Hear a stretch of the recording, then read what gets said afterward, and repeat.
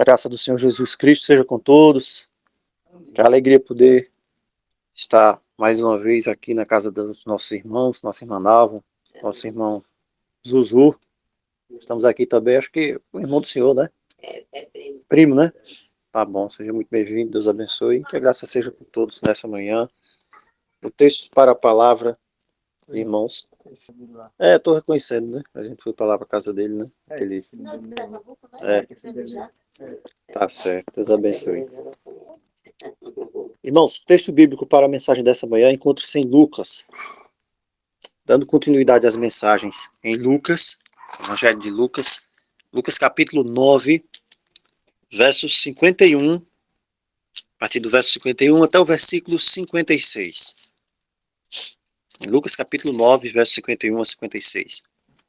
Está escrito: Quando se aproximava o tempo para que ele fosse levado ao céu, Jesus partiu resolutamente, partiu decididamente para Jerusalém. E enviou mensageiros à frente dele que fossem a uma aldeia samaritana para preparar as coisas para quando ele chegasse. Mas o povo de lá não o recebeu, porque ele estava indo para Jerusalém. Quando os discípulos Tiago e João viram isso, perguntaram: Senhor, queres que chamemos, que façamos descer fogo do céu para destruir essas pessoas? Mas Jesus voltou-se e os repreendeu. E então eles foram para outra aldeia. Esse é o texto da mensagem desta manhã. E antes de nós entrarmos na mensagem propriamente dita desse texto, nós vemos aqui que Cristo estava decidido para Jerusalém, para ir a Jerusalém. E eu queria compartilhar aqui algumas pessoas famosas que já existiram nesse mundo, com a fama do mundo, e que já manifestaram sentimentos de frustração com a vida. Você já encontrou, às vezes, alguma pessoa que diz assim: eu não tenho sentido para viver, não tem sentido minha vida não tem objetivo, não sei o que fazer, não vale a pena viver, né? Uma delas foi aquela que foi uma das mulheres mais, vamos dizer assim, tidas como bonitas do mundo em 1960, por aí 50, foi aquela Marilyn Monroe. Todo mundo ouviu falar da Marilyn Monroe. E ela sorria muito por fora, muito bonita, mas ela tinha uma vida que não tinha propósito para viver. Tanto que em 1962 ela morreu. Essa mulher, ela deixa uma mensagem de alguém que não teve um sentido para a vida. Outras pessoas também que deixaram a mensagem que não encontraram sentido para a vida, foram dos homens tidos como grandes escritores desse mundo. Um chamado Ernest Hemingway, outro chamado Albert Camus e outro também chamado Franz Kafka. O que é que esses homens têm em comum, esses três homens? O Ernest Hemingway foi um vencedor até do Prêmio Nobel, mas ele sofria de depressão e alcoolismo. E ele tirou a própria vida em 1961. E ele tinha muitas dificuldades emocionais. E ele dizia que a vida não tinha um sentido. O outro, Albert Camus, ele também foi um escritor, recebeu também o prêmio de literatura, mas ele ficou conhecido porque ele vivia sempre falando em encontrar um sentido para a vida. A vida para ele não tinha sentido. Outro, Franz Kafka, ele também foi um escritor e ele, nas obras dele, no que ele escrevia, ele sempre estava falando da ansiedade do ser humano. Ele falava de ansiedade, porque ele mesmo vivia em ansiedade. Ele mesmo tinha uma vida alienada. E ele era uma pessoa isolada e vivia rebelde. Outra também foi uma escritora americana chamada Emily Dickinson. Ela ficou conhecida como a mulher que vivia na reclusão, porque ela passava a maior parte do tempo dela, Silvânia, dentro de um quarto, isolada. Emily Dickinson. E ela nasceu ali em 1830. E ela era chamada da Grande Reclusa, a Grande Reclusa, porque vivia em reclusão. Então essas pessoas demonstraram através da vida delas que elas não tinham encontrado um sentido para a vida. E o que está aqui, ela falava muito, né, que ela tinha medo, não sabia o que fazer. Outra pessoa mais recente agora nos nossos dias é um jogador chamado Brian Moore, lá da Inglaterra. Esse Brian Moore, ele é um ex-jogador, hoje ele está aposentado. Mas também hoje ele é comentarista na TV. Ele também abriu uma loja para vender pregos lá na região onde ele mora, lá em Londres. E ele está pensando também em entrar na política. Então ele está querendo fazer várias coisas ao mesmo tempo. Não que isso não seja algo errado, em querer buscar fazer algumas coisas, diversificar. Mas uma das frases desse homem foi o seguinte, ele disse, não tenho ideia para onde eu vou. Pensou? Você dizer isso? Não tenho ideia para onde eu vou. E na véspera do aniversário dele, ele dizia o seguinte, a dor da minha vida é porque eu não tenho felicidade. Eu não sei o que eu devo fazer. Eu vivo sem saber para onde ir.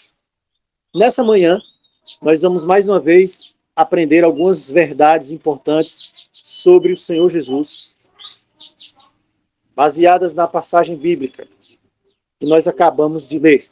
O primeiro ponto da passagem bíblica que nós lemos em Lucas capítulo 9 é que o Senhor Jesus estava preparado e ele estava preparando outras pessoas também. Então a pergunta inicial é, quando você se prepara para alguma coisa? Você já se preparou para alguma coisa? Já. Tudo na nossa vida exige preparação. Você quer tirar a habilitação? O que é que você fez antes de ir para a prova da habilitação? Você tem de estudar. Você tem de ir para a autoescola. Você precisa prática também, é isso? Porque só na teoria não vai dar certo. Quando chegar lá no dia, se você tiver a teoria inteira e não souber como manejar na prática, você não vai ser aprovado. Então você precisa se preparar para coisas que você precisa fazer. Você também precisa se preparar se você vai para algum lugar. Você vai para algum lugar, você precisa se preparar. Você precisa se preparar também se você precisa fazer alguma coisa. E você também precisa se preparar se você sabe que alguma coisa vai acontecer. O texto bíblico dessa manhã diz que quando se aproximava o final do ministério de Jesus, ele estava então mudando a maneira dele trabalhar. Qual era a maneira habitual de Cristo trabalhar? Sempre quando Jesus fazia alguma coisa, você vai ver no início lá dos evangelhos, em Lucas, em Mateus, ele dizia para a pessoa, não conte nada para ninguém. Até os demônios, quando eram expulsos, ele dizia, ele calava a boca daquele demônio, porque o demônio sai gritando, você é o Cristo, Filho de Deus, que tem eu contigo. E ele dizia, não é para falar isso agora. Ele não queria que houvesse essa exposição no momento que as pessoas fossem chamadas a ele pelo sobrenatural. Não era isso que ele queria. Mas agora, depois de evitar durante quase 2 anos a agitação, publicidade, ele queria se fazer mais do que nunca conhecido e visto. Ele havia recusado muitas das homenagens das pessoas, passava rapidamente de um lugar para outro, mas agora para Cristo chegou um momento que ele deveria ser apresentado como nunca antes. No tempo da festa dos tabernáculos, os irmãos disseram para ele, lá em João capítulo 7, verso 6, olha, por que você não vai no meio de todo mundo para a festa? Por que você não se apresenta para que todo mundo saiba quem é você? E ele disse, ainda não é chegado o meu tempo. Então, eles foram sozinhos, depois que todo mundo foi que o Senhor Jesus foi para a festa dos tabernáculos. Ele foi por um caminho que as pessoas não andavam. Ele não queria se apresentar, sem ser observado. Mas agora, na última viagem, que é essa viagem aqui que está acontecendo em Lucas, ele faz questão de ir publicamente. Ele queria que todo mundo visse que ele estava indo para Jerusalém. Ele não estava indo de uma forma oculta.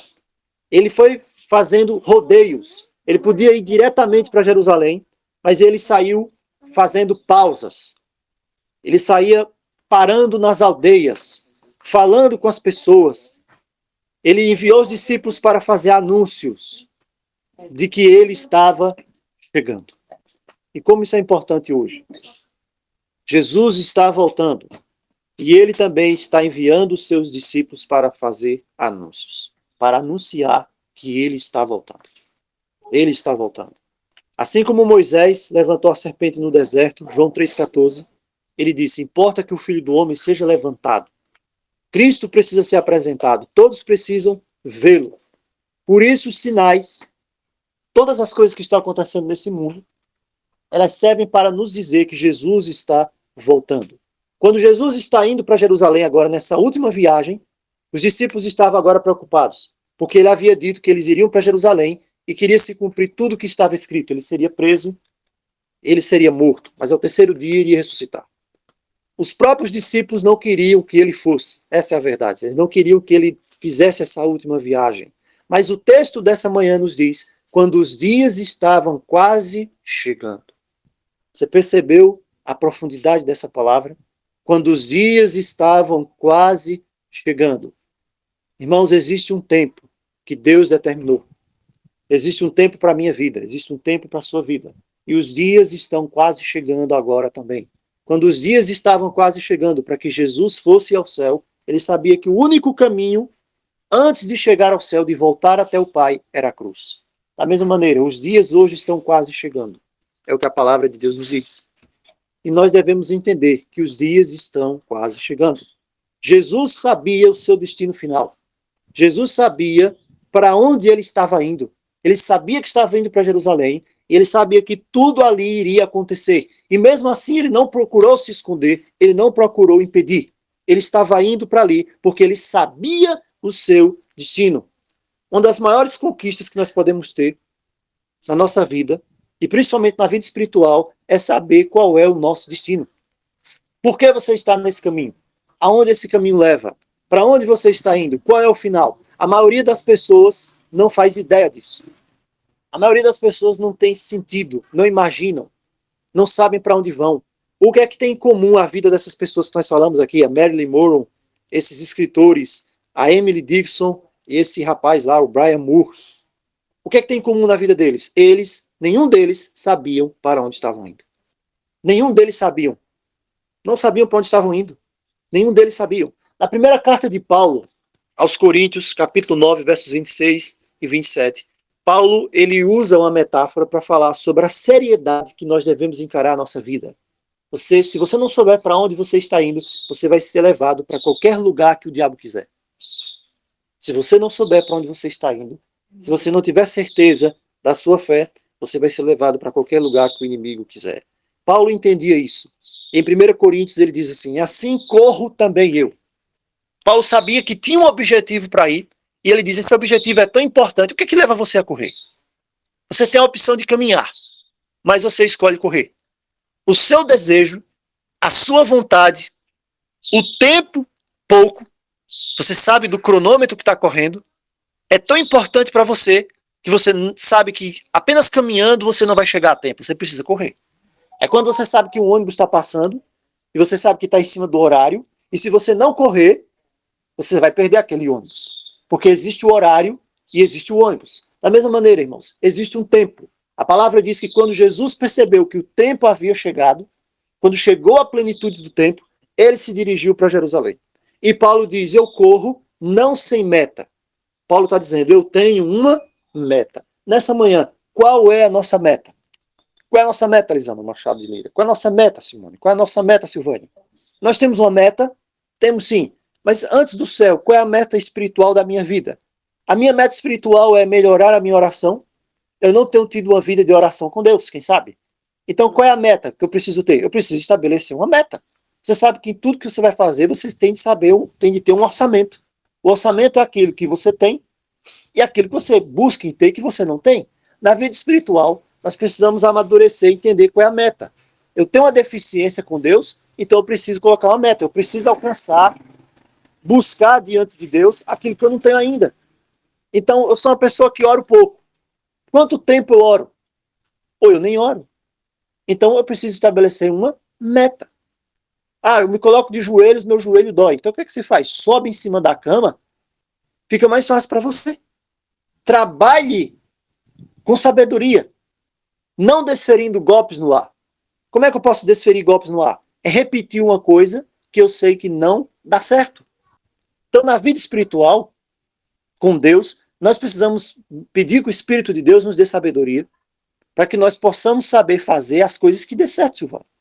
Porque senão eu vou estar repetindo, nossa, eu não consigo ficar de joelhos para orar, mas eu sei que eu preciso orar. A oração é uma necessidade. Eu não leio a Bíblia. O que é que eu preciso fazer para ler a Bíblia? Pega o teu celular, desliga ele. Desliga o teu celular, que a maioria das vezes do tempo que a gente perde, irmão, que poderia estar lendo a palavra de Deus, está olhando o desgraçado do celular. Desgraçado do celular, vira à noite. O cara lá com os olhos travados no desgraçado do celular. Mas quando é para ler a palavra de Deus, você já lê, você já vai ler. É uma coisa tremenda isso aí. Coisa do inimigo. Porque você nem sequer vai pegar a palavra de Deus. Quando você vai ler um texto, você lê numa velocidade da luz, que você simplesmente não aprendeu aquilo. O que é que Deus está querendo? Como é que Deus vai falar com você? Como você vai receber a instrução do Espírito de Deus desse jeito? Não é verdade? Então, Paulo diz, eu tenho uma meta. Eu tenho um objetivo. E para mim alcançar esse objetivo, eu trabalho com eficiência. Eu não vou desferir golpes no ar. Agora, para alcançar esse objetivo, não é fácil não. Paulo diz, eu subjugo o meu corpo. O que é subjugar o seu corpo? Você vai fazer aquilo que você não quer. Porque aquilo que você quer não é aquilo que Deus quer. E reduzo a servidão, Paulo diz. Então, Paulo tem um propósito, tinha uma meta, ele sabia para onde ia e ele queria chegar. Paulo lutava para ganhar com todas as forças, ele se empenhava, ele era disciplinado, ele não aceitava a derrota, por isso que ele diz no final do texto aqui, eu quero pregar aos outros, mas eu quero pregar, eu faço tudo isso para que eu não seja reprovado também. O grande apóstolo Paulo dizia o seguinte, se eu não tiver meta, se eu não fizer as coisas certas, eu sou reprovado também. E muitas vezes, quem sabe, isso não passou na minha cabeça ainda. Se eu não tiver uma meta de crescimento espiritual diante do Senhor, eu vou ser reprovado. Paulo tinha medo de ser reprovado. Paulo tinha medo. Paulo tinha medo de ficar sem oração. Se você não consegue orar de joelhos, pega a sua havaiana, coloca os 2 joelhos ali em cima da havaiana, vai ficar fofinho. Ah, eu não aguento. Suba em cima da cama, se prostre lá, sentar de joelhos mais não. Coloque sua cabeça lá, ore a Deus. No primeiro minuto você não vai querer nem ficar. No segundo minuto você vai pensar que já deu tempo demais e vai querer se levantar. Sabe por quê? Porque existe uma batalha acontecendo dentro do seu coração. Entre a natureza, que quer servir a Deus, que está ali morrendo de fome, pior do que aquelas crianças lá da África, só o couro e o osso, e a outra natureza pecaminosa, que está ali obesa, porque ela tem sido alimentada a vida inteira. Então é uma batalha. Se a gente não entender isso, irmãos, se a gente não entender isso, nós não vamos para lugar nenhum.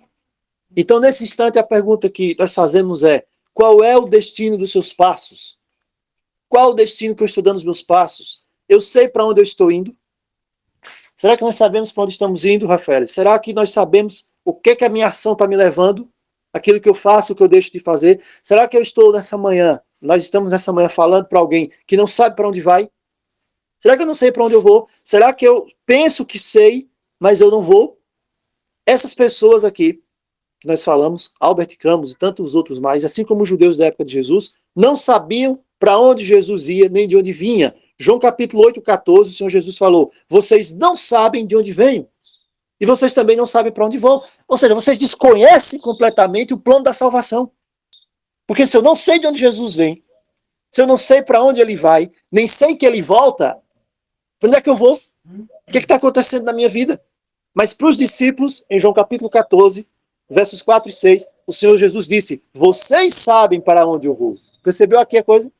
Para os discípulos ele diz, vocês estão comigo, vocês sabem para onde eu vou. Para os judeus que estavam ali, do outro lado, eles diziam, vocês não sabem de onde eu vim, nem sabem para onde eu vou. Para Cristo era difícil avançar, ir para Jerusalém, saber de tudo o que aconteceu, e os discípulos não estavam prontos. E naquela última jornada, Satanás dizia o tempo todo para Jesus, por que você vai para Jerusalém agora? Não precisa ir agora, porque você sabe que se você for para lá agora, você vai morrer. Para que você vai para lá agora? Não existe outro caminho. Continua pregando. Tem tanta gente querendo ouvir você. Vai para outro lugar. Existe até o evangelho apócrifo que diz que Jesus foi para a Índia pregar lá, né? Por que não vai para a Índia? Vai para outro local, vai para a Rússia, vai para qualquer região, Paquistão. Tem gente que está precisando que você cure mais. Tem mais pessoas doentes. Tem mais pessoas pobres aí. Tem tanta gente aí que se você for para lá e morrer agora, o que vai acontecer? E esse pessoal aí que ele precisa ser curado, então o diabo estava o tempo todo dizendo para Jesus essas coisas. E por que o diabo dizia aquilo? Porque aquilo ia contra a vontade de Deus. Jesus ia para Jerusalém para fazer a vontade de Deus. E sempre que você vai fazer a vontade de Deus, o diabo vai vir com uma bela de uma conversa para falar no seu ouvido, dizer, tem outra coisa mais interessante para fazer. E o diabo dizia, você tem 30 anos, por que não vai fazer outra coisa? Você vai deixar os discípulos. O que vai acontecer com os discípulos depois? Irmãos, o diabo estava falando coisas bastante sutis. O que é sutileza? Sutileza é uma coisa que aparentemente não tem importância. Sutileza é uma coisa que aparentemente não tem problema. Sutileza é uma coisa que aparentemente não vai fazer mal. Mas no final das contas, faz muito mal. Sutileza. Coisas sutis é uma coisa que você pensa que vai falar e não vai fazer mal. É uma coisa que você pensa que vai ouvir e não vai fazer mal. É uma coisa que você pensa que vai pensar e que também não faz mal. Mas, na verdade, é uma semente do diabo para nos destruir. É uma coisa sutil. O que seriam as coisas sutis que o diabo poderia dizer hoje, para mim? Poderia dizer para nós, para nos afastar do reino de Deus? Será que a televisão seria uma coisa sutil? Um programa que você assiste na televisão seria alguma coisa sutil? Será a novela das 9? Eu acredito que ninguém, em nome de Jesus, assiste novela mais. Mas será que tem alguém aí do outro lado que assiste uma novela ainda? Novela das 9. Será que algum tipo de música que eu ouço é uma coisa sutil? Que aparentemente eu vou dizer, não tem problema nenhum. Será que um programa que eu vejo lá na Netflix, ou um filme, é exatamente aquilo que vai contra a minha fé em Cristo? Será que aquele amigo meu que eu converso, que me traz uma conversa agradável, que levanta pontos fora da palavra de Deus, está trazendo coisas sutis para me levar para longe de Deus? Se Jesus, irmãos, houvesse cedido por um segundo, ele havia mudado a orientação, no mínimo que fosse, o diabo haveria vencido e o mundo estaria perdido. Então, dê valor às coisas sutis. Preste atenção que as coisas sutis, uma coisa mínima que seja, é suficiente para nos levar para a perdição. Não tem problema. Esse assunto não tem problema. Essa conversa não tem problema. Fulano de tal é boa gente, é boa pessoa. Ah, essa pessoa está levantando uma coisa. Preste atenção, é coisa sutil. Jesus sabia para onde ele ia. E nessa manhã, eu preciso saber para onde eu vou. Porque se você não souber para onde vai, o diabo sabe exatamente onde vai botar você. Não há como fugir disso. É a regra mais clara do que o 2 mais 2. Então, irmãos, por que Jesus venceu as tentações do diabo? Ou você imagina que o diabo só tentava Jesus quando foi lá no deserto? Não. Ele tentava Jesus a todo momento. A todo instante. A todo momento. Não tinha uma pausa. Agora, por que Jesus venceu as tentações do diabo? Eu sei que muitos de nós podemos estar sendo tentados. E o diabo está do lado, só esperando o momento para abocanhar e para destruir. Porque a palavra diz, o Senhor Jesus disse que o demônio vem para fazer o quê? Roubar, matar e destruir. É só o que o diabo faz.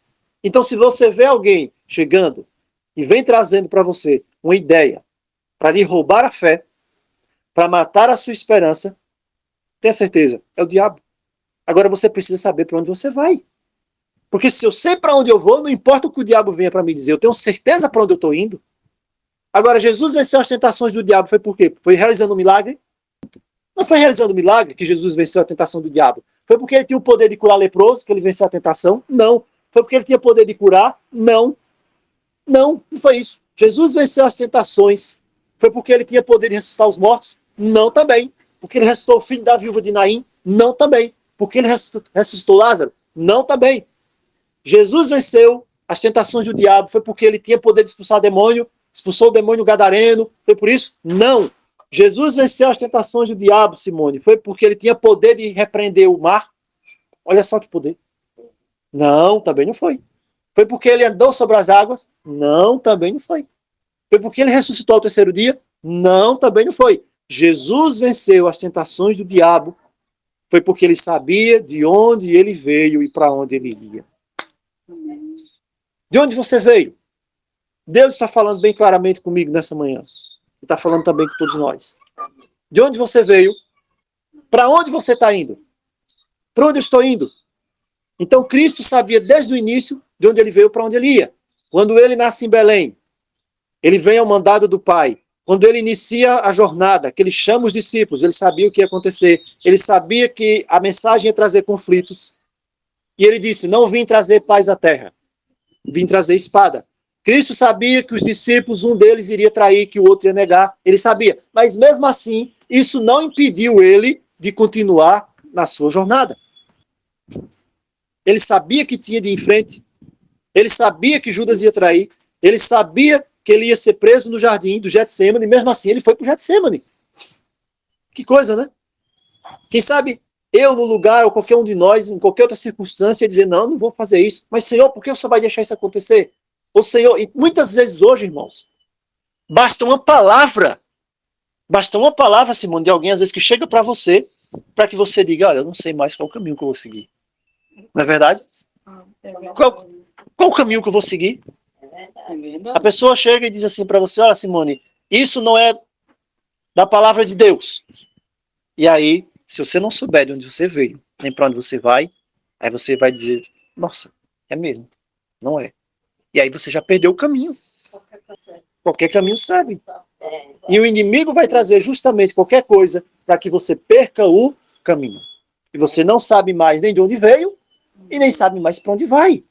Então Jesus o tempo inteiro, Judas vai trair, mas eu vou continuar no caminho. Pedro vai negar, mas eu vou continuar no caminho. Ele tinha certeza de que aquele era o caminho. É por isso que o texto bíblico diz: Jesus manifestou o firme propósito de ir a Jerusalém. Eu imagino esse momento. Quando chega o momento de Jesus ir para Jerusalém, irmãos, ele está firme, porque ele sabia que aquela era a vontade do Pai. Se eu não souber qual é a vontade do Pai, se nós não soubermos qual é a vontade do Pai, irmãos, as coisas vão ficar difíceis para nós. Quando ele era criança, lembra lá no templo? Lucas 2,49, quando Maria encontra ele criança com 12 anos de idade, o que é que ele diz? Eu estou cuidando das coisas do meu Pai. Eu tenho de cuidar das coisas do meu Pai. Quando ele está lá em Caná da Galileia, naquele casamento, em João 2,4, ele diz, ainda não é chegada a minha hora. Ou seja, ele sabia da hora, sabia do tempo. E tudo tinha de ser feito no tempo. Tudo tinha de ser feito no tempo. Agora chegou o tempo. E quando chega o tempo, imagina a sua vida agora. Aqueles que vieram de denominações aí fora, como a Elisama que veio de denominação, quanto tempo ali? Quanto tempo? E tudo que acontece ali, de onde você veio, é um aprendizado. E Deus vai tirar ali aquelas arestas, Silvânia. E tudo serve para que você possa agora permitir que Deus faça os ajustes finais. Porque chegou agora a reta final.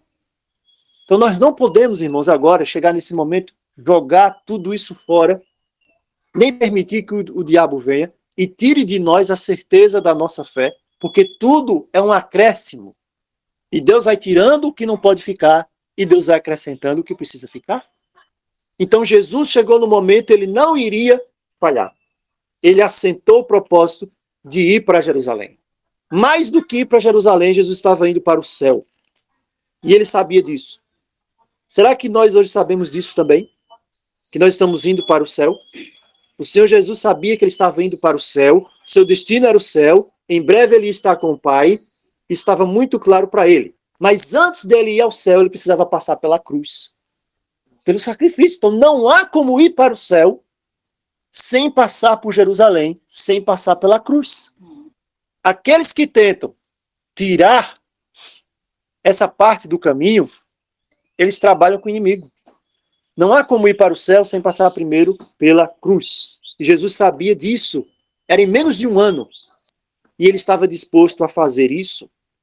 Irmãos, Jesus estava indo para o céu para anunciar também para nós. Nos dá certeza que nós também podemos ir.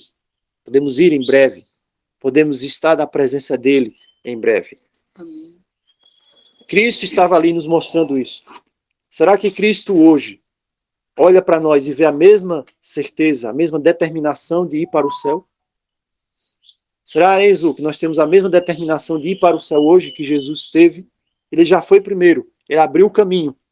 Mas será que hoje eu tenho a mesma determinação e não vou permitir que nada me atrapalhe? Cristo hoje foi preparar um lugar. E esse lugar já está pronto. Esse lugar está pronto. Ele sabia que um dia iria procurar e ver um pequeno grupo de pessoas espalhados. Mas que esse grupo de pessoas estavam decididos a ir para o céu. Não importa o que aconteça. Mas que a nossa decisão permaneça firme de ir para o céu. Segundo ponto. Nosso Senhor Jesus conhecia o seu destino. Ele planejava visitar uma aldeia na Samaria. É o ponto aqui. E o que é que ele faz? Ele envia mensageiros à frente dele, verso 52, para preparar as coisas antes que ele chegue. Esse é o segundo ponto dessa manhã. Jesus podia aparecer sem avisar. Chegar ali na aldeia, junto com os discípulos, mas ele envia mensageiros antes.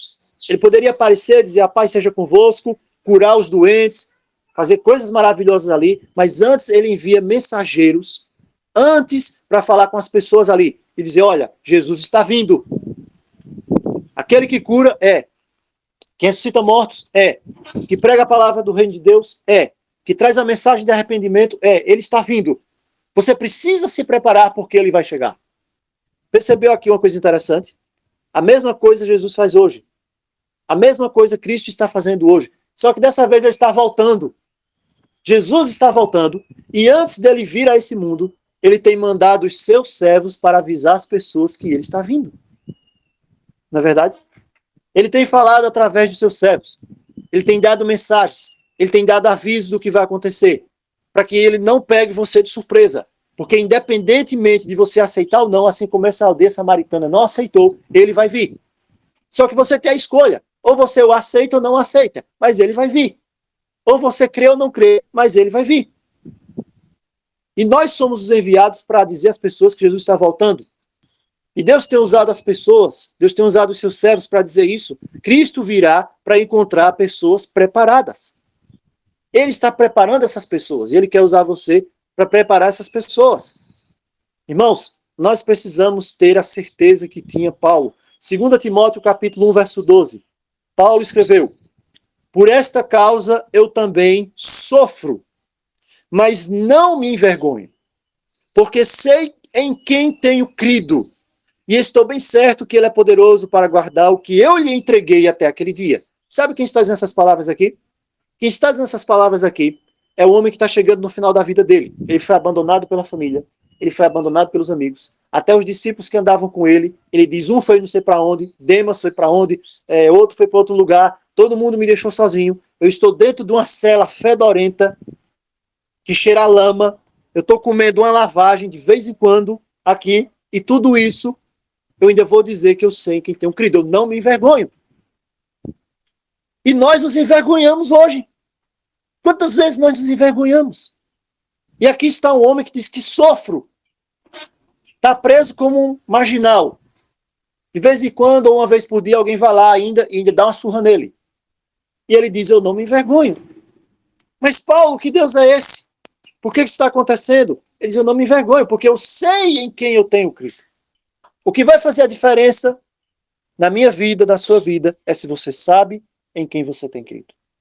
Não é o quanto você conhece. Não é se você conhece se o arrebatamento é secreto, se não é. Não é se você sabe qual é o dia do Senhor, se é o sábado ou se é o domingo. Não é se você sabe se Deus é 1, é 2, é 3, ou é 4, ou é 6. O que vai fazer a diferença é se você sabe em quem você tem crido.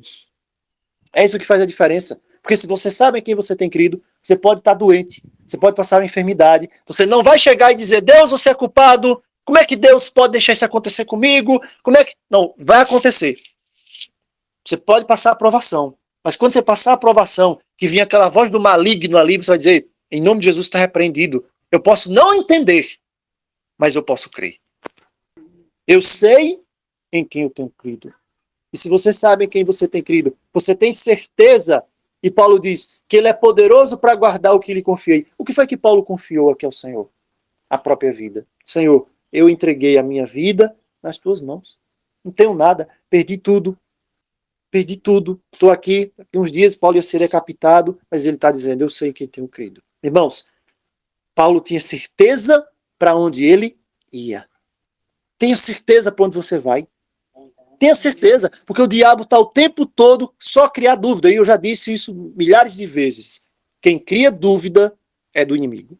Se um dia chegar para falar com algum dos irmãos, para falar dúvida, para colocar dúvida contra a palavra de Deus na cabeça de alguém, em nome de Jesus, pode ter certeza, é o diabo que está falando. Porque Deus não cria dúvida. O diabo vai continuar usando a mesma tática. Ele chega para o Filho de Deus e diz, se tu és o Filho de Deus. Dúvida. Irmãos, Paulo está dizendo, eu sei quem tenho crido.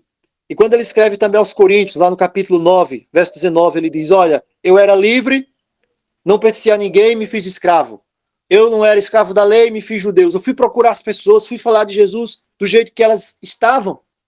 Eu ia para a sinagoga, um monte de judeus reunidos ali, ia falar de Jesus, eles começavam a ouvir, falando de Abraão, Moisés. Quando entrava em Jesus, eles me expulsavam. Depois eu fui procurar Timóteo, convenci Timóteo a ser circuncidado. Depois eu escrevi para os Gálatas dizendo que você não precisa ser circuncidado. Paulo estava buscando salvar as pessoas, sabe por quê? Porque a pior coisa que pode acontecer é uma alma se perder. E a salvação está disponível. Paulo estava preparando as pessoas para a vinda de Jesus. Nesta semana, nós estamos mais próximos do que nunca do nosso lar eterno. Estamos nos preparando para a vinda de Jesus. Amém. Devemos preparar as pessoas. E Jesus está dizendo, quando ele mandou os discípulos para a aldeia samaritana, ele diz, preparem tudo, para que eu entre no meio deles. Jesus está dizendo também hoje, meus irmãos, ele está voltando. E ele está dizendo, prepare, prepare porque eu vou vir. Eu estou vindo. Ele está dizendo isso para mim e para você. O outro ponto, o verso 53 diz, o rosto do Senhor Jesus estava decidido firmemente como se ele fosse a Jerusalém. Ele estava decidido a ir para Jerusalém. Ele não estava pensando, talvez eu vá. Ele não estava pensando, vou ou não vou. Ele estava decidido a ir para Jerusalém. Nada, nem ninguém nesse mundo poderia impedi-lo de ir para Jerusalém. O ódio não ia impedi-lo de chegar até Jerusalém. As chibatadas que ele ia levar lá não iriam impedi-lo de chegar a Jerusalém. Os socos, as cuspidas, as humilhações, o deboche, a cruz, a tortura, os pregos nas mãos, nos pés, ser pendurado, nada disso foi capaz de impedi-lo de ir para Jerusalém. Ele estava decidido a fazer a vontade do seu Pai. Decidido, completamente decidido. Ele sabia de tudo o que iria acontecer, mas ele estava decidido. Por quê, irmãos? Porque ele sabia que somente morrendo aquela morte maldita na cruz é que um dia eu e você temos hoje a oportunidade, a graça de entrar também no reino dos céus. Ele sabia disso. Então ele estava decidido. E os discípulos dizem, mestre, vamos fazer descer fogo do céu para matar essas pessoas aqui. Vamos fazer um genocídio porque eles não te aceitaram. O fogo da ira de Deus recaiu, irmãos, não sobre os samaritanos, naquele momento, que rejeitaram Jesus. Mas Cristo estava pagando aquele preço. O preço da rejeição a Cristo, o próprio Cristo paga. Mas aquela pessoa, substituindo, que até o fim não se arrepender, não pedir perdão, no final das contas, não terá Cristo que pagou esse preço outra vez. Então Cristo estava ali, irmãos, pagando o preço por cada um de nós. Cristo decidiu ir a Jerusalém e decidiu ir para morrer lá. Ele dizia, devo ir a Jerusalém, vou sofrer o julgamento de Deus lá. O próximo ponto é que Cristo é rejeitado. Os discípulos vão, falam com as pessoas, reúnem lá os principais e dizem, olha, Jesus de Nazaré está vindo aqui.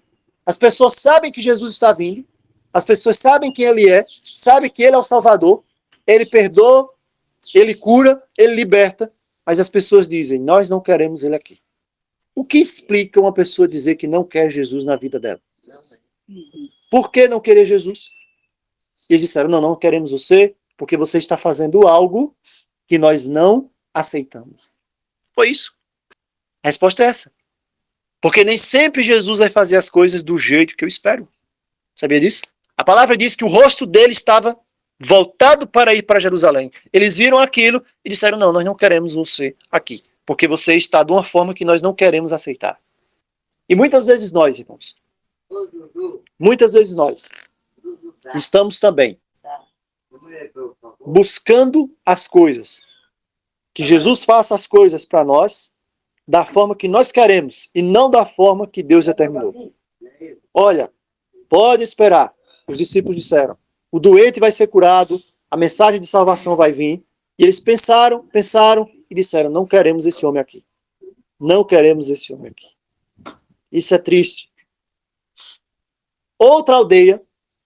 Em outra aldeia, Jesus se encontrou com uma mulher, está lá em João capítulo 4. E era samaritana também. Quem era essa mulher? A mulher samaritana. Não sabemos o nome dela, mas é a mulher samaritana. E a mulher samaritana teve um encontro com Jesus e ela aceitou a Cristo. A vida dela foi transformada. E através do testemunho dela, muitas pessoas aceitaram a Cristo. E essa aldeia, Cristo passou alguns dias lá. Então você tem uma aldeia que rejeita Jesus e tem outra aldeia, em João capítulo 4, que as pessoas aceitaram a Cristo. Irmãos, sempre vão existir essas duas coisas. Uns aceitam, entregam a vida a Jesus, outros rejeitam. O problema não está em Jesus, porque é o mesmo Jesus aqui. É o mesmo Cristo. O problema está em nós. Se o problema está em mim, e se o Silvânio creu, entregou a vida dele, e eu olho e digo, como é que isso é possível? É uma escolha que eu faço. É uma escolha que nós temos de fazer. Depois também, a palavra nos fala que outro homem daquela aldeia faz uma viagem, cai na mão dos salteadores, E aí passa um samaritano, a parábola do bom samaritano. Ouviu também o conselho, a palavra. Então você tem uma aldeia acolhendo Cristo, tornando-se cheia de fé, e você tem outra aldeia recusando.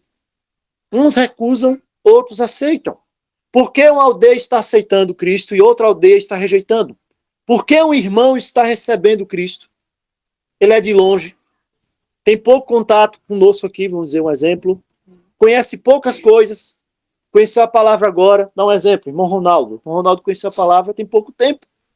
E o irmão Ronaldo tem tido experiências da parte de Deus tremendas. Pergunta, por que o irmão Ronaldo tem tido essas experiências? Por que outros irmãos têm tido essas experiências? Por que será? Eles são melhores? Alguém é melhor? Não, ninguém é melhor. Ninguém é. A questão, irmãos, Jesus está chegando.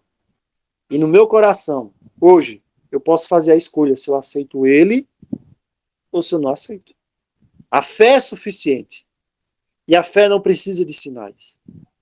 O outro ponto agora, quando eles rejeitam a Jesus, Tiago e João, versículos 54 e 55, Tiago e João viram isso e perguntaram, Senhor, queres que mandemos descer fogo do céu para destruir essas pessoas? Então nesse verso aqui você tem dois pontos também, você tem o pedido de Tiago e João. Agora a pergunta é aqui, quem era João? Quem é João? O discípulo amado. Nós conhecemos pelo discípulo amado, mas nem sempre João foi o discípulo do amor. João escreveu João 3,16, Deus amou o mundo de tal maneira. João escreveu lá na epístola dele, aquele que não ama não conhece a Deus, porque Deus é amor. Amados, amemos uns aos outros. Irmão, você tem de dar a sua vida pelo seu irmão. Nossa, João era o discípulo do amor, mas nem sempre João foi esse discípulo do amor. João era chamado de filho do trovão. Filho do trovão. A diferença de Pedro para João é porque Pedro ele falava, era aquele camarada que não conseguia guardar a língua. E João, ele era aquele vingativo, ele estava ali, não precisava falar tanto. O negócio dele é dizer, Senhor, eu quero fazer agora. Vamos matar esse povo. O povo na aldeia inteira, não queria saber, vamos matar, não recebeu o Senhor, vamos matar. E aí eles dizem isso, né? E João também era interesseiro. Porque João e Tiago, eles conversam a mãe dele vai até o Senhor Jesus e diz, Senhor, olha, sem ninguém ouvir, só aqui para nós. No teu reino, faça com que um filho meu sente à direita e outro filho meu à esquerda. É João apóstolo. Então eles queriam isso. Um sentar à direita e outro sentar à esquerda. Quer dizer, era praticamente ali uma regência ali da divindade ali que eles queriam fazer com Jesus. Um à direita e outro à esquerda. Permite, Senhor.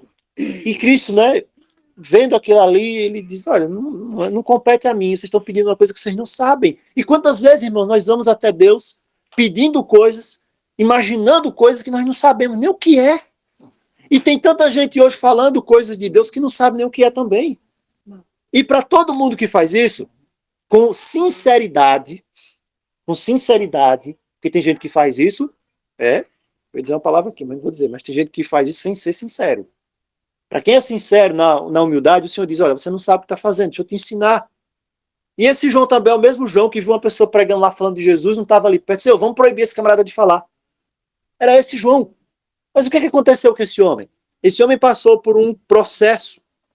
Ele queria bombardear ali. João era tipo um terrorista. Vamos matar essa aldeia. Mas ele passou por um processo. E o processo que João passou, irmãos, ele se resume a três coisas. Você está vendo um João aqui antes da cruz. Você está vendo um João antes da ressurreição e um João antes do Pentecostes. Depois da cruz, na ressurreição e no Pentecostes, esse homem é transformado. Você precisa de três experiências. Nós precisamos de três experiências nessa manhã. Você precisa de passar por três grandes experiências. A primeira experiência é saber e conhecer Jesus na cruz. É estar ao pé da cruz. Se Jesus não for o mais importante, se eu não tiver medo de perder Jesus na minha vida, encerra tudo, fecha a porta, pega a mala, vai embora para qualquer outra coisa do mundo aí, porque não adianta. Jesus tem que ser o mais importante. Se eu não tiver medo de pecar, se eu não tiver medo, Senhor, será que eu estou fazendo alguma coisa errada? Eu não quero te perder na minha vida. Então não adianta nada. Então a experiência de João mostra que João antes da cruz era uma coisa, João depois da cruz é outra. Ele fica ao pé da cruz, embora ele fosse o nervosinho, embora ele fosse o interesseiro, fosse tudo. Mas para ele o mais importante era estar ao pé de Jesus, não importa em que situação fosse. Ao pé de Cristo, está ao pé da cruz. Segundo ponto, João na ressurreição. Para João, o Salvador ele se tornou um Salvador vivo. É por isso que quando ele escreve o Evangelho, ele diz, no princípio era a palavra. Antes de tudo, o Senhor está lá. Tudo só existe por Ele. Sem Ele nada existe. Então, se sem Ele nada existe, nada que eu tenho tem sentido, nem vai existir se Ele não estiver. Ele está antes de tudo. Sem Ele nada existe. Então, como é que eu posso ter alguma coisa se Ele não estiver? Como eu posso viver se Ele não estiver? Como eu posso respirar se Ele não estiver? Porque Ele é a razão de tudo. Se Jesus não for a razão de tudo na minha vida, também não tem sentido nada. Nada tem sentido. E depois o terceiro passo é João, antes do Pentecostes e depois do Pentecostes. Porque é o Espírito de Deus que faz essa transformação. Não adianta eu ouvir 1000 sermões. Não adianta eu ouvir 1000 mensagens. Não adianta eu ouvir milhares de teologias. Se eu não tirar um tempo, todos os dias, para me colocar de joelhos diante de Deus, tudo é em vão. Quanto tempo você tem ficado de joelhos diante de Deus durante a semana? Quanto tempo você tem se colocado de joelhos diante de Deus? Pense, não precisa responder. Quanto tempo? Porque se eu não tiver um tempo para ficar de joelhos diante de Deus, irmãos, você está correndo um sério risco. Todos nós, Simone, estamos correndo um sério risco. Elisama, tem de ficar de joelhos diante do Senhor.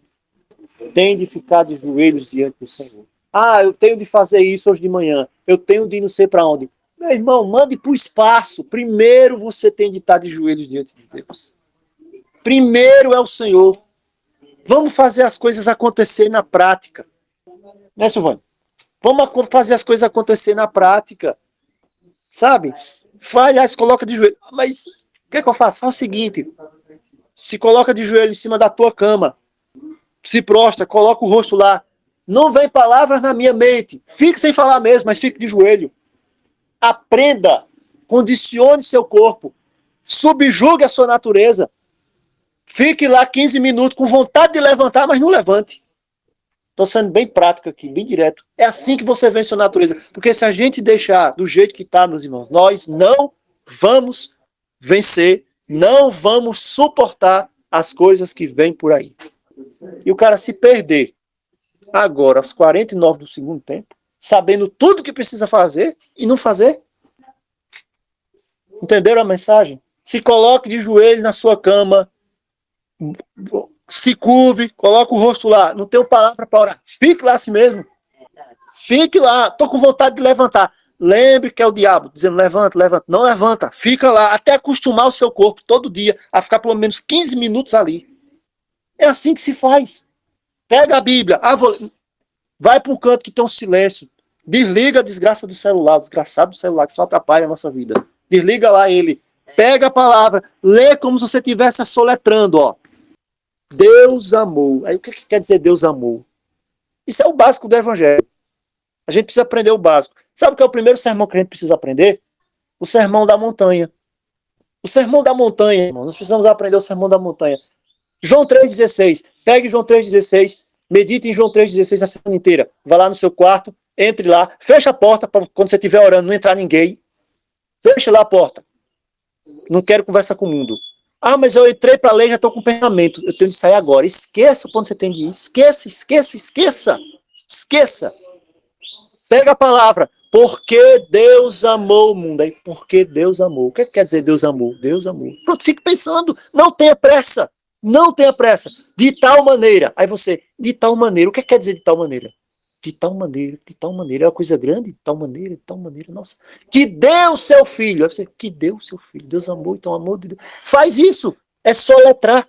É o ABC da palavra de Deus. Enquanto a gente não aprender a fazer isso, Simone, nós não vamos para lugar nenhum. Deus amou o mundo. Que deu o seu filho unigênito. E agora João é transformado, porque João aprendeu isso. Depois nós temos a resposta do Senhor Jesus, para finalizar. Quando os discípulos dizem, Senhor, vamos mandar descer aqui um fogo, vamos fazer um bombardeio aqui, né? Um míssil desses, Zé Pedro, da guerra lá, vamos baixar aqui e vamos destruir esse povo. E Jesus diz o que para eles? Nosso Senhor se voltou e os repreendeu. Sabe quando é que eles dizem isso? Eles estão ali numa estrada caminhando. Tem uma multidão ali do lado. Os discípulos estão próximos. E eles, no meio da conversa, da caminhada, eles dizem, Senhor, Eles não te receberam. Quer que a gente mande descer um fogo do céu ali, um bombardeio, mandar um míssil ali, uma bomba nuclear, acabar com aquela vila ali? A palavra diz que Jesus parou, se voltou e repreendeu. E foi na frente de todo mundo. Foi na frente dos outros. Foi na frente de todo mundo. Jesus nos chamou de assim, não faz isso não. Não. Ele parou, não deixou passar e não repreendeu ele silenciosamente, não. Voltou-se e repreendeu severamente. Ele se virou. Ele enfrentou ali Tiago e João. Sabe por quê, irmãos? Porque Jesus ele nunca vai deixar de nos repreender quando a gente precisar. E eu tenho de estar pronto. Eu tenho de estar pronto para Jesus me repreender. Eu tremo de medo. Eu tremo de medo. Uma pessoa que treme de medo de levar uma repreensão sou eu. E você também tem de tremer. E tem de tremer. E quando receber a repreensão de Jesus, você dizer amém, que eu recebi a repreensão. Senhor, diga o que o Senhor quer que eu faça. Não é assim que tem que funcionar? É assim que tem de ser. Aí a pergunta agora, eles recebem a repreensão, são repreendidos na frente de todo mundo, são repreendidos na frente dos outros discípulos, são repreendidos na frente da multidão. Jesus diz, vocês não sabem nem o que é que vocês são.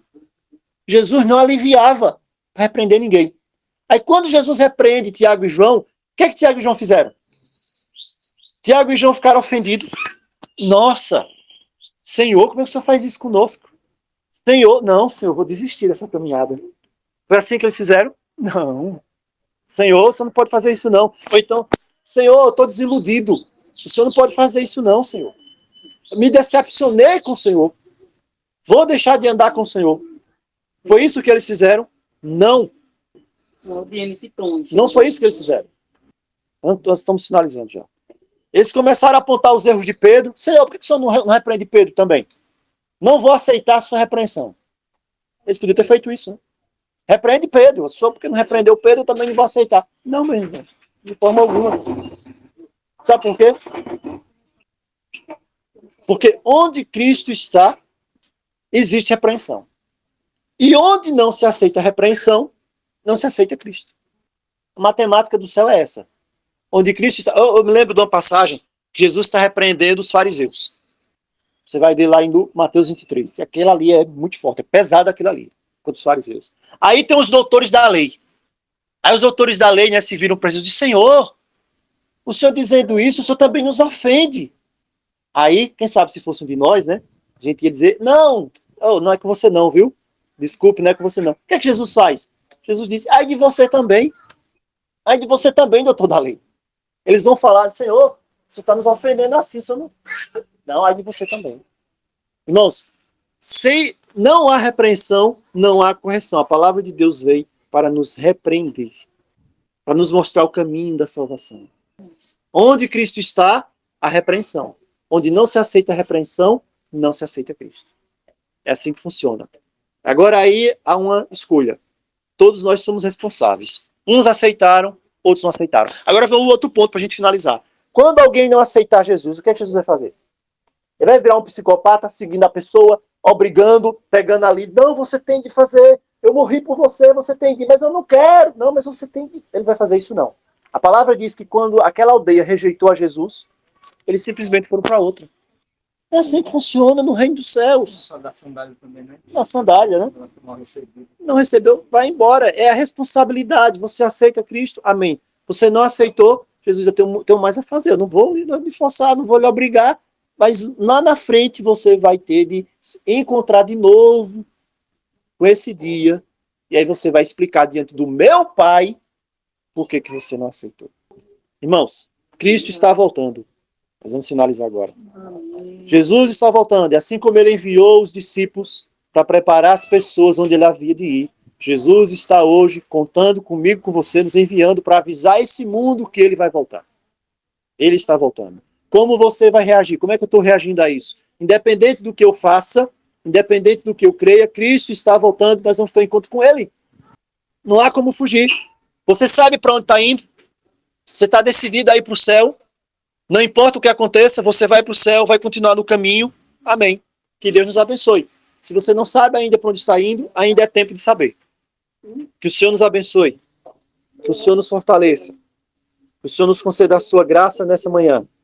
e que nós possamos permanecer na sua santíssima presença até esse dia que se aproxima, em nome de Jesus. Quero convidar os irmãos a que possamos orar nesse momento. Não vai almoçar, não.